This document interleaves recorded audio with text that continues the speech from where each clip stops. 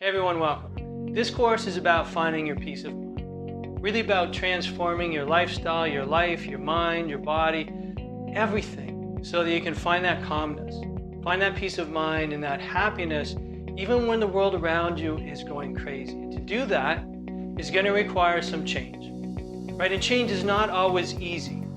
Change is sometimes painful or boring or scary, but it's not always easy. The fact is you have amazing power. You have amazing power inside of you. And we forget about it. Sometimes we don't realize it's been so long since we've used that power that we completely forget that it's there. So many people become disconnected from themselves, disconnected from life. This is what happened to me 27 years ago. You know, my wife and I, we lost our first daughter. I had all this anger and emotion and sadness stuck inside of me, and I didn't even really realize it. What it did was it caused all my energy to stick and to shut down, and so I shut down. I started becoming sick.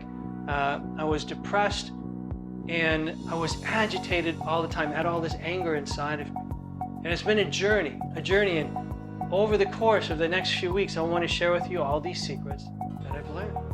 The first one, in order to make change, because remember, change is not necessarily going to be easy, but it will be worth it. But you have to have a big enough why. So my first question to you is why? Why do you want to change? Now listen, I'm not saying why does someone else want you to change? Why does your spouse, or your parents, or your workmates? I'm not asking you why they want you to change. I don't care why they want you to change. I want to know why you want to change. Why? What is your why? And one of the people that helps get me through times when I'm feeling a little bit down is a fellow by the name of Cardone. Now he's all about money, all right? He's this master salesman, and for some reason he just gets me motivated listening to him. And I remember one thing he said, that you'll never change, you'll never really obtain it if your why is not big enough, if your why is not exciting, if it's not life-changing, then you're not going to be willing to go through the pain and the effort that it might take for you to change.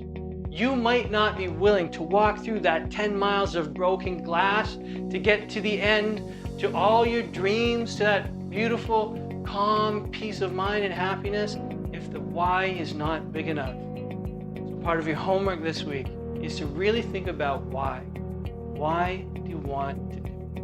Okay, for example, waking up early. This is something I thought about many times over the years. I want to wake up early, you know, the 5 a.m. club. There's a fellow, Sharma. I read a number of his books, The Monk Who Sold His Ferrari, different things. And he started this thing called the 5 a.m. club. He said, wake up at 5 a.m. and you'll get so much done before the world even starts, it will be amazing. I said, well, that sounds like an amazing idea. Brilliant, why didn't I think of it? So I set my alarm for 5 a.m. And that night I was stoked. I knew I was going to wake up at 5 a.m. However, when 5 a.m. Came about, I hit snooze. I didn't wake up. Do you know why? Because I didn't have a why. Just because Sharma said I could wake up and be more productive than, you know, any point in my life, that wasn't enough for me. That wasn't a big why. Another way to look at it is another person that I've been enjoying listening to and reading by the name of Itzler. And he's just this dude, he's in his 50s now, and he's run like 100-mile races, and he wrote a book called, it's basically he hired a Navy SEAL to come in and live with him for a month and just train him and shake up his life because he felt like life was getting boring. And I read this book, and the things they were doing, like going out for a jog and, you know, at 3 a.m. in the middle of the winter in a snowstorm up in the mountains in New York, like, I don't want to do that. But reading about it and reading about the fact that he went through it and survived, I mean, it really fired me up. And what Jesse always says is, the way that he plans goals, or the way he decides what his why is he looks at things as a movie. And so he says, what's my final scene? What's the final scene in my movie that I'm making going to look like? Because that's what we're making. We're making a movie of your life. So my question to you, also part of your homework, is to write the final scene in your movie. What do you look like? What are you doing? What does it smell like? Are you listening to music? Who are you with? You know, what's the temperature? What are you wearing? How are you feeling? What emotions do you have? Right? What is the final scene in your movie? And when you can paint that vividly enough, and when you can find that why, then that's going to enable you. That's going to help unlock. Remember I said you have amazing power inside of you. You do. We just have to unlock it. And when I do energy sessions with people, that's what I do. I try to unlock the healing mechanism that's within people already that's just become disconnected. So unlocking that amazingness that's inside of you, that's what we want to do. What is your why? Think about what is the final scene in your movie. You're the star. You can make it any way you want, right? What is it? It's got to be something that's going to motivate you, that's going to excite you, right? Doing it just so that you could get up early and rake the leaves might not do it for you. Or I could get more accounting work done from my business at that time. That might not do it for you. The last thought I want to give you on this is too often we allow ourselves to define what we want in life by what we don't want. And so too many people get stuck thinking, what don't I want? Okay, in relationships, my heart was broken by this person who did this, another person did this to me. And so as they go about trying to decide what is the person they want, all they can think about is, I don't want a person who does this, I don't want a person who does this, I don't want a person who does this. Instead, you have to frame it as, what do you want? How do you want that person to make you feel?